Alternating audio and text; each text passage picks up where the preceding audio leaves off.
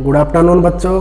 जैसा कि मैंने कल आपको बताया था वर्ग एवं वर्गमूल के बारे में, अब मैंने आपके सामने कुछ इम्पोर्टेंट लाइन लिखी हुई है वर्ग एवं वर्गमूल प्रश्नावली की, जो मैं आपको बताऊंगा इधर। जिन वर्ग संख्याओं के इकाई के स्थान पर 0, 1, 4, 5, 6 और 9 होता है वे सभी पूर्ण वर्ग संख्या होती हैं। जैसे कि इसमें दिया गया है 0, 1, 4, 5, 6, 9 इकाई के स्थान पर संख्या हो, मैंने आपके सामने लिख दिया यहाँ पर 441। इसमें इकाई के स्थान पर देखा 1 है, इकाई के स्थान पर 1 है, इकाई के स्थान पर उधर 1 आ रहा है, तो ये एक पूर्ण वर्ग संख्या हो गई। इसका वर्गमूल होता है 21। 441 का वर्गमूल होता है 21। इसी तरीके से जैसे कि हमने मान ली 64 में इकाई के स्थान पर देखो 4 है, वहाँ पर 4 दिया हुआ है। 64 में इकाई के स्थान पर 4 है, तो ये भी एक पूर्ण वर्ग संख्या है। इसका वर्गमूल होता है 8।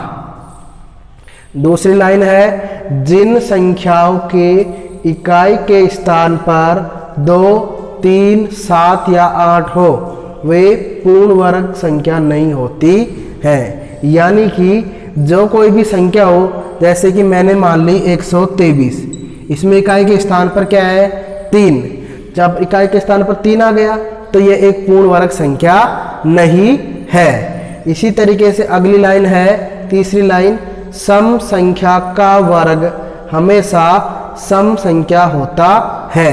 यानी सम संख्या हो कोई भी, जैसे 2, 4, 6, 12, उनका वर्ग हमेशा सम संख्या ही होता है। जैसे हमने इधर मान लिया 8 एक सम संख्या है, इसका वर्ग 64 होता है, 64 हो गया, तो ये भी एक सम संख्या ही है। इसी तरीके से विषम संख्या का वर्ग हमेशा विषम संख्या ही होता है। यानी कि सम संख्या का वर्ग हमेशा सम संख्या होता है और विषम संख्या का वर्ग हमेशा विषम संख्या होता है। जैसे कि 7 मान ली, 7 एक विषम संख्या है, इसका वर्ग 7 7 49, तो ये भी एक विषम संख्या ही है। अगली लाइन है वर्ग संख्या के अंत में शून्यों की संख्या हमेशा सम होती है।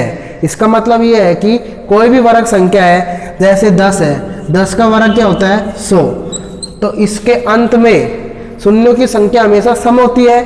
अब देखेंगे 1, 2 यानी 0 की संख्या हमेशा सम होती है। इसी तरीके से हमने मान लिया 20 का वर्ग हो गया 400, तो इसमें भी शून्यों की संख्या हमेशा सम होती है। 1, 2 सम संख्या है शून्यों की। इसी तरीके से जैसे हमने मान लिया 100 का वर्ग होता है 10,000 हो गया 100 का वर्ग। अब इसमें भी शून्यों की संख्या हमेशा सम ही होगी, गिनेंगे 1, 2, 3, 4, इसमें भी शून्यों की संख्या 4 है। इस तरीके से वर्ग संख्या के अंत में शून्यों की संख्या, यानी ये वर्ग संख्या है, ये भी वर्ग संख्या है, इनके अंत में यानी लास्ट में 0 की संख्या हमेशा सम होती है।